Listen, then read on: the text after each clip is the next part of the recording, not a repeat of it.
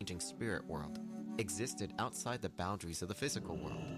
From the dream, Ysera regulated the ebb and flow of nature and the evolutionary path of the world itself.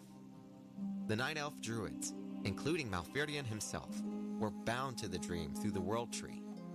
As part of the mystical pact, the Druids agreed to sleep for centuries at a time so that their spirits could roam the infinite paths of Ysera's dreamways. Though the Druids were grieved at the prospect of losing so many years of their lives to hibernation, they selflessly agreed to uphold their bargain with Ysera. Hold to your hounds, because it's that time again. Everlook Broadcasting Co. is about to drop the hottest deals and products of the week. If you got something to sell, why aren't you on the list? And now, roll the adverts! Why bathe in mundane water when you can elevate your experience with our arcane bubble bath? Sourced from the magical springs of the Eversong Woods and infused with the finest mana crystals, you'll emerge not just clean, but ethereally invigorated. You'll walk out feeling so magical, you'll think you can cast Fireball. Listen, man. The spirits be restless up in Hyjal. They say the mountain is alive with ancient magics and dark prophecies. Time to shake a leg and climb that peak. And don't forget the dream shots. You're gonna need them.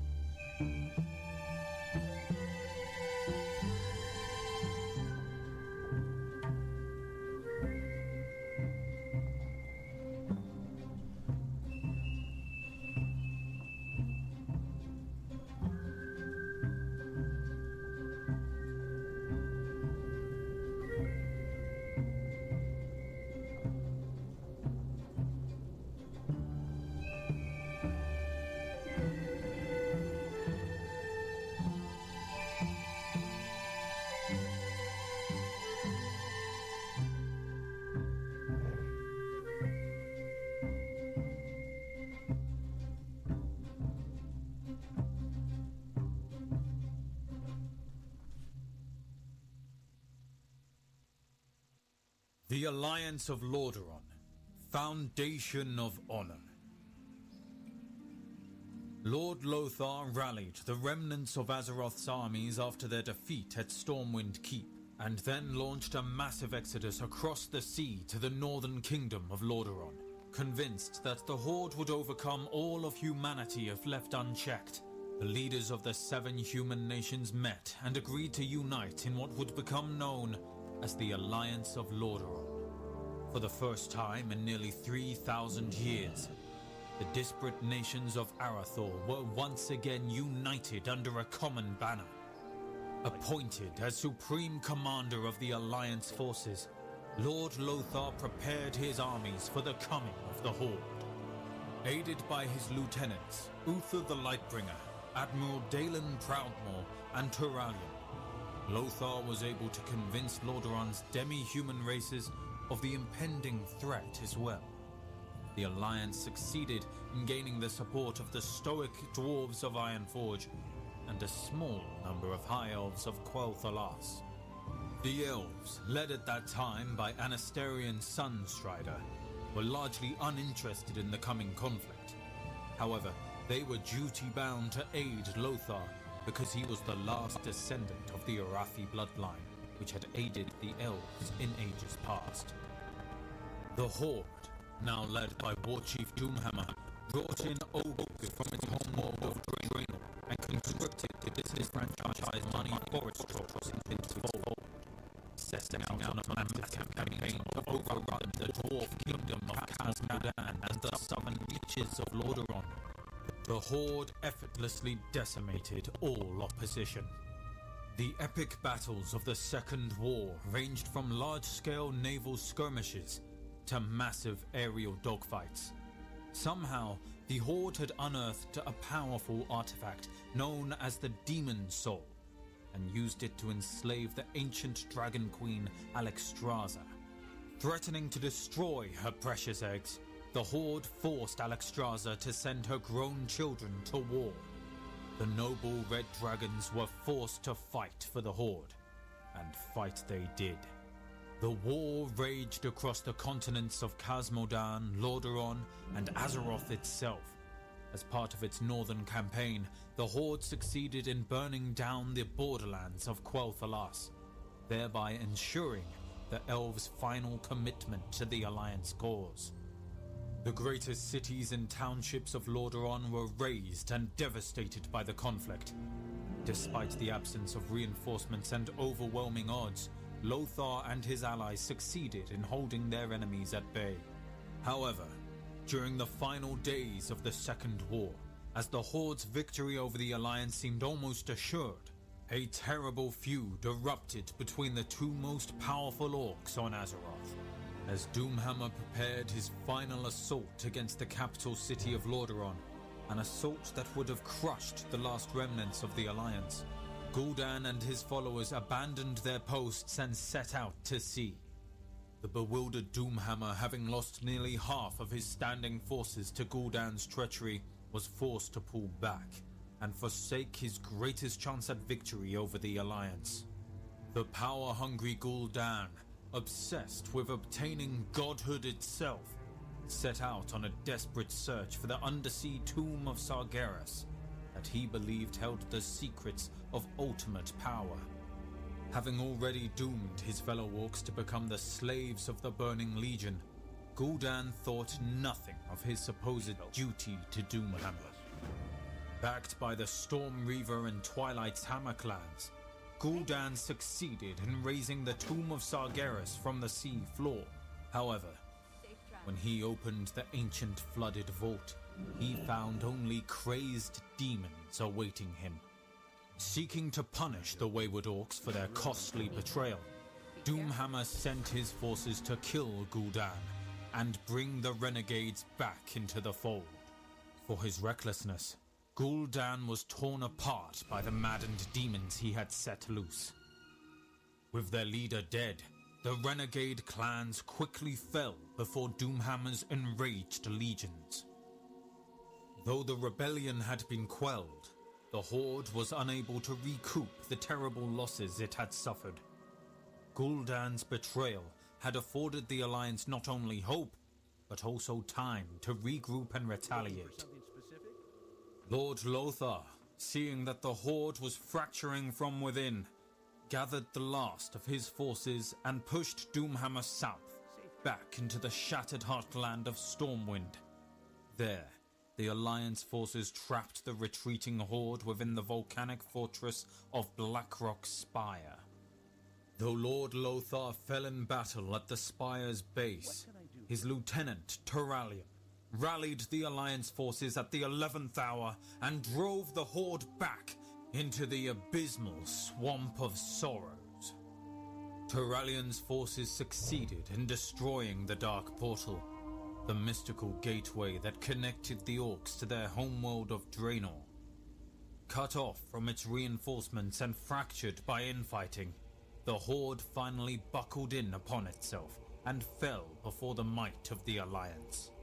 The scattered Orc clans were quickly rounded up and placed within guarded internment camps.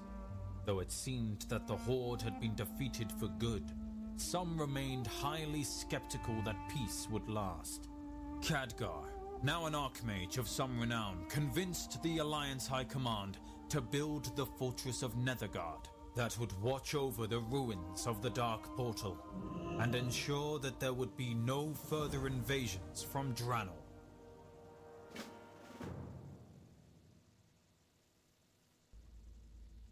Ladies, gents, and goblins, it's advertisement o'clock.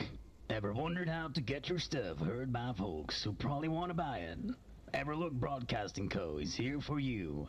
Now, let's get to the good stuff. The products you never knew you needed. Listen up, warriors of the Horde. The Axe Grinder's Forge is where real weapons are born.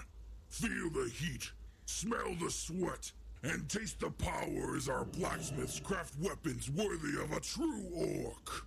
Swing them with pride on the battlefield, and know the satisfaction of cutting through enemies like butter. Need something darker than dark? Browse our selection of soul-wrenching literature. Perfect for those insomniac nights of eternal existence. Hey there, brave warriors of Azeroth. Ever find yourself fighting in Alterac Valley with a parched throat? Our Alterac snow cones are the perfect refreshment, made from fresh fallen snow. Flavour options include Frostwolf Blood and Stormpike Tears. So come on down to Alterac Snow Blood and Tears and get yourself a frosty cold one today.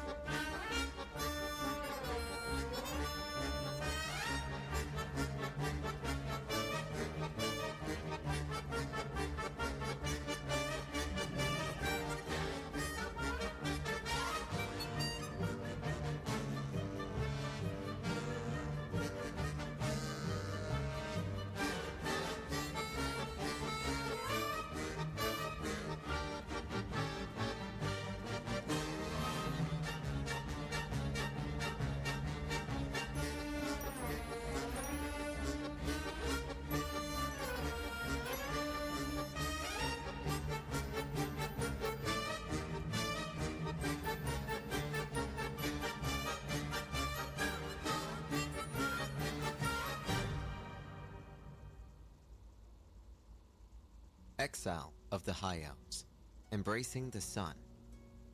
As the centuries passed, the Night Elves' new society grew strong and expanded throughout the budding forest that they came to call Ashenvale.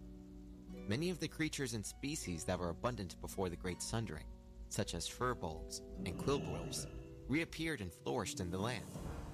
Under the Druids' benevolent leadership, the Night Elves enjoyed an era of unprecedented peace and tranquility under the stars. However, many of the original Highborn survivors grew restless. Like Illidan before them, they fell victim to the withdrawal that came from the loss of their coveted magics. They were tempted to tap the energies of the Well of Eternity and exult in their magical practices. Dathramar, the brash, outspoken leader of the Highborn, began to mock the Druids publicly, calling them cowards for refusing to wield the magic that he said was theirs by right. Malfurion and the Druids dismissed Dathramar's arguments and warned the Highborn that any use of magic would be punishable by death. In an insolent and ill-fated attempt to convince the Druids to recede their law, Dathramar and his followers unleashed a terrible magical storm upon Ashenvale. The Druids could not bring themselves to put any of their kin to death, so they decided to exile the reckless Highborn from their lands. Dathramar and his followers, glad to be rid of their conservative cousins at last, boarded a number of specially crafted ships and set sail upon the seas. Though none of them knew what awaited them beyond the waters of the raging maelstrom, they were eager to establish their own homeland, where they could practice their coveted magics with impunity. The Highborn, or Queldore, as Ashada had named them in ages past, would eventually set shore upon the eastern land men would call Lordaeron. They planned to build their own magical kingdom, Quel'Thalas, and reject the Night Elves' precepts of moon worship and nocturnal activity. Forever after, they would embrace the sun and be known only as the High Elves. Greetings, folks. It's time for a whirlwind tour of the fantastic world of advertising, brought to you by yours truly. Get ready to discover unique products and services that'll tickle your fancy. Ahoy, stout-hearted dwarves. Tired of looking heavy mining gear? Feast your eyes on the Rock Ripper 2000, a pocket-sized mining expert complete with a built-in beard comb.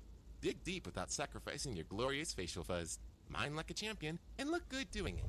Salutations, seekers of knowledge. The Arcane Wonders Academy invites you to unlock the secrets of the arcane arts. Our distinguished instructors will guide you in harnessing the power of magic, just as we have done for generations.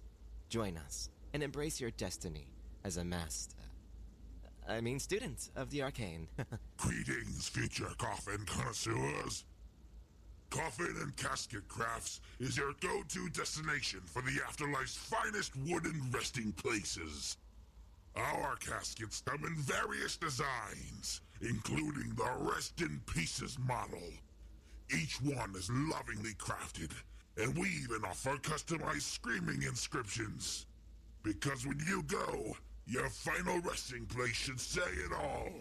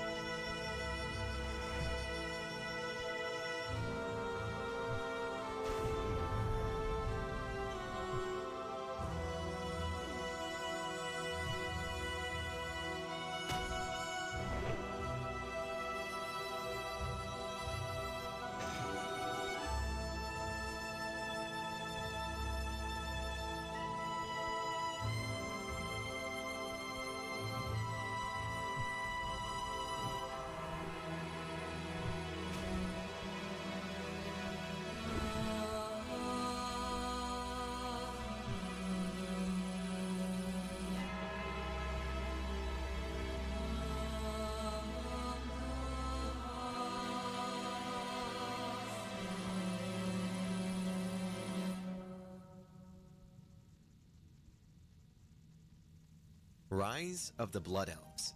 Exile for my people. At this time, the undead scourge had essentially transformed Lordaeron and Quel'Thalas into the toxic Plague Lands. There were only a few pockets of Alliance resistance forces left. One such group, consisting primarily of High Elves, was led by the last of the Sunstrider dynasty, Prince Kael'thas. Kael, an accomplished wizard himself, grew wary of the failing alliance. The High Elves grieved for the loss of their homeland and decided to call themselves the Blood Elves in honor of their fallen people. Yet as they worked to keep the scourge at bay, they suffered greatly at being cut off from the Sunwell that had empowered them. Desperate to find a cure for his people's racial addiction to magic, Kael did the unthinkable. He embraced his people's highborn ancestry and joined with Illidan and his Naga in hopes of finding a new magical power source upon which to feed. The remaining Alliance commanders condemned the Blood Elves as traitors and cast them out for good. With no place left to go, Kael and his Blood Elves followed Lady Vashj to Outland to help contest the Warden, Maiev, who had recaptured Illidan. With the combined Naga and Blood Elf forces, they managed to defeat Maiev and free Illidan from her grasp. Based in Outland, Illidan gathered his forces for a second strike against the Lich King and his fortress of Icecrown. Thank you.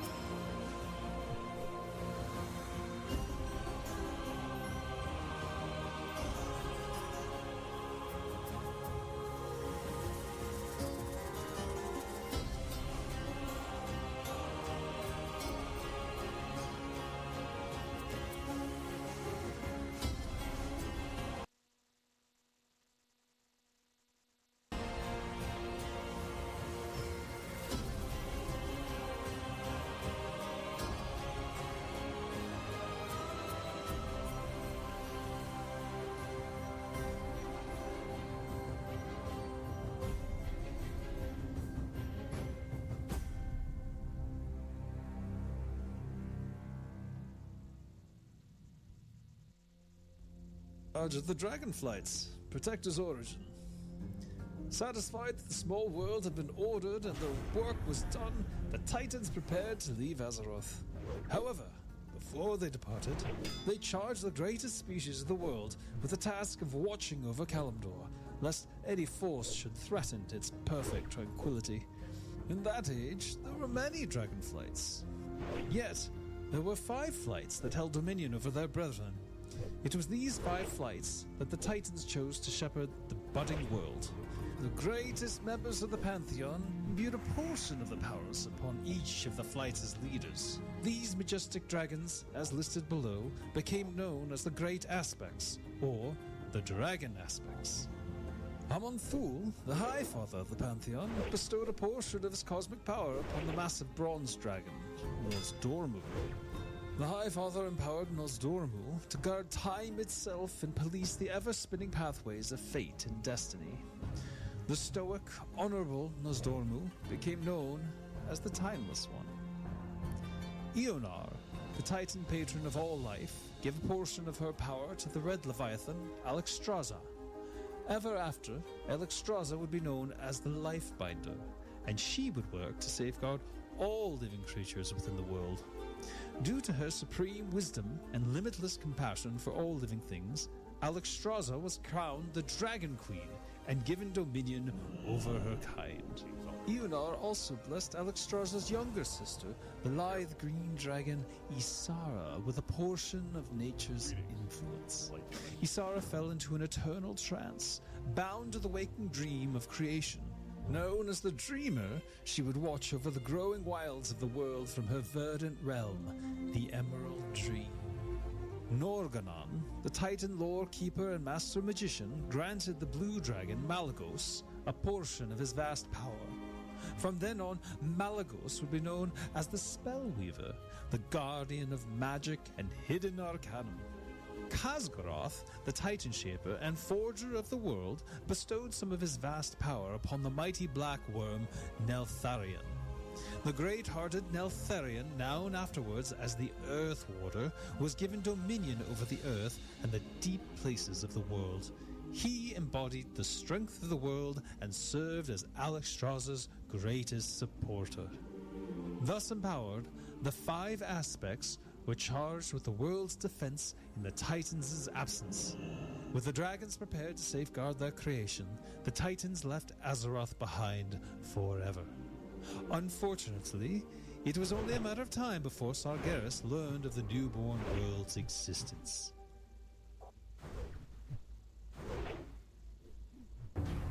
The Hag of the Woods. Once upon a time, in the verdant fields of Northwind, there was a little girl by the name of Tiffany.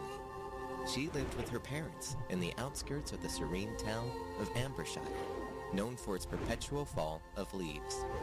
All of the children of Ambershire loved to play in the leaves, piling up on the streets, and Tiffany was no different.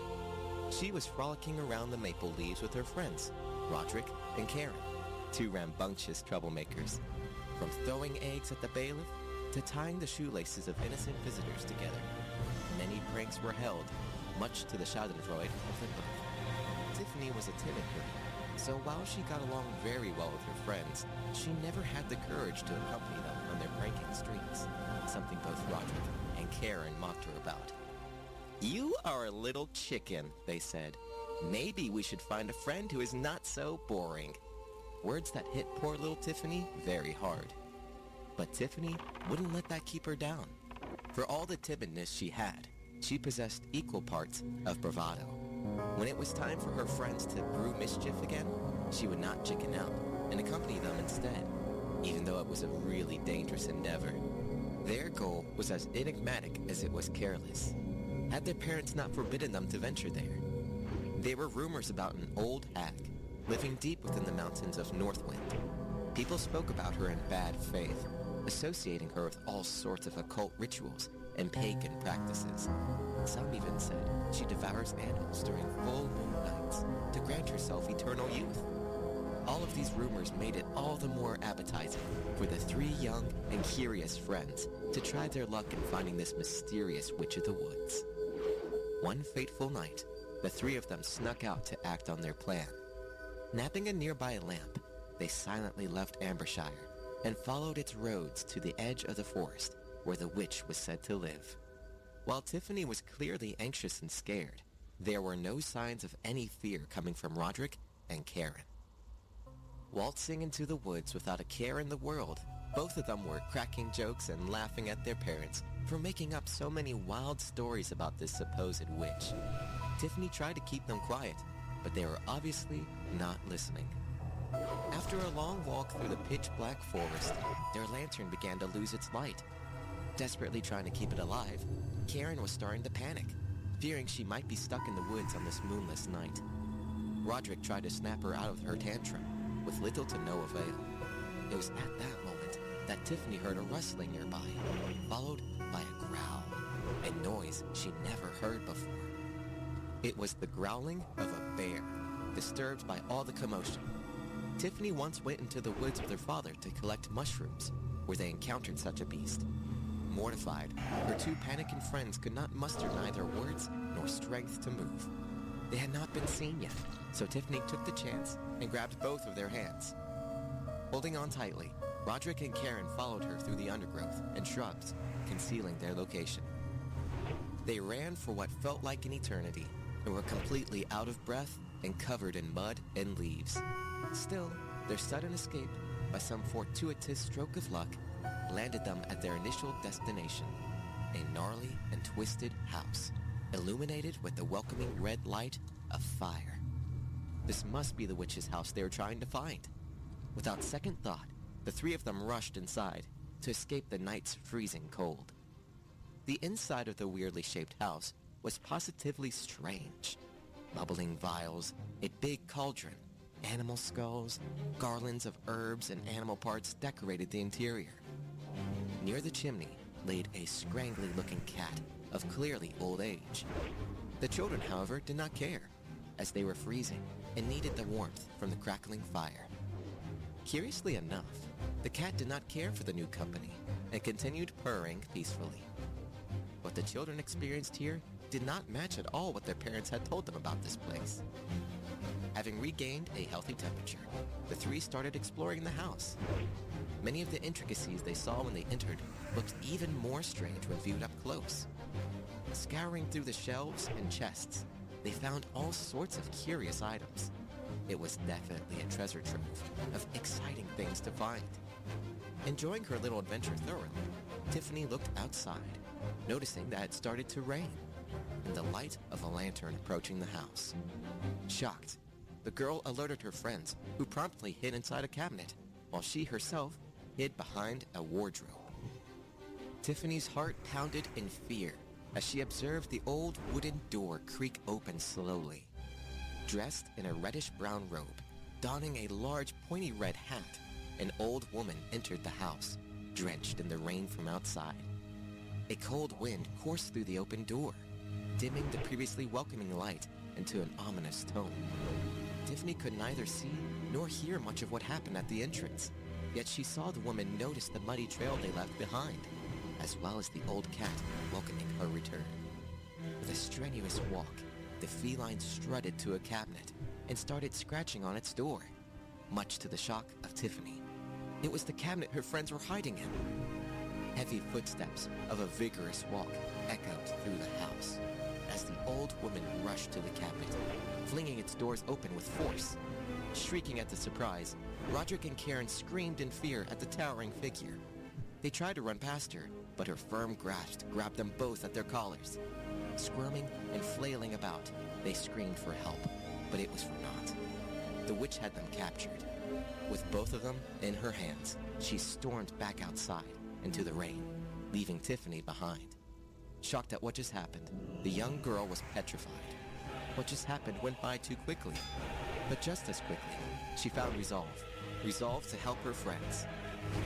As if she'd been guided by something she didn't know, she ran after them into the rainy forest. Up the hill in the distance, she could see them. At the edge of a pond with children still in hand, the witch knelt down into the grass and plunged both Roderick and Karen into the water. Horrified, Tiffany screamed at the top of her lungs, alerting the witch. Her gaze turned to the little girl, and she started approaching her rapidly.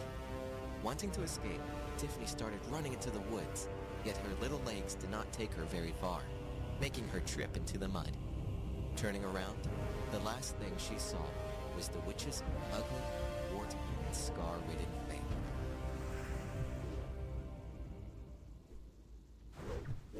Arathor and the Troll Wars. The Grand Human Kingdom. As the High Elves fought for their lives against the Trolls' fierce onslaught, the scattered nomadic humans of Lordaeron fought to consolidate their own tribal lands. The tribes of early humanity raided each other's settlements with little heed for racial unification or honor. Yet one tribe, known as the Arathi, saw that the Trolls were becoming too great a threat to ignore. The Arathi wished to bring all of the tribes under its rule so that they could provide a unified front against the Troll warbands. Over the course of 6 years, the cunning Arathi outmaneuvered and outfought the rival tribes. After every victory, the Arathi offered peace and equality to the conquered people. Thus, they won the loyalty of those they had beaten. Eventually, the Arathi tribe came to include many disparate tribes, and the ranks of its army grew vast. Confident that they could hold their own against the troll warbands, or even the reclusive elves if need be, the Arathi warlords decided to construct a mighty fortress city in the southern regions of Lordaeron. The city-state, named Strom, became the capital of the Arathi nation, Arathor. As Arathor prospered, humans from all over the vast continent traveled south to the protection and safety of Strom. United under one banner, the human tribes developed a strong, optimistic culture. Thoradin, the king of Arathor, knew that the mysterious elves in the Northlands were under constant siege by the trolls, but refused to risk the safety of his people in defense of reclusive strangers. Many months passed as rumors of the elves' supposed defeat trickled down from the north. It was only when wary ambassadors from Quel'Thalas reached Strom that Thoradin realized how great the troll threat truly was. The elves informed Thoradin that the troll armies were vast, and that once the trolls had destroyed Quel'Thalas, they would move on to attack the Southlands.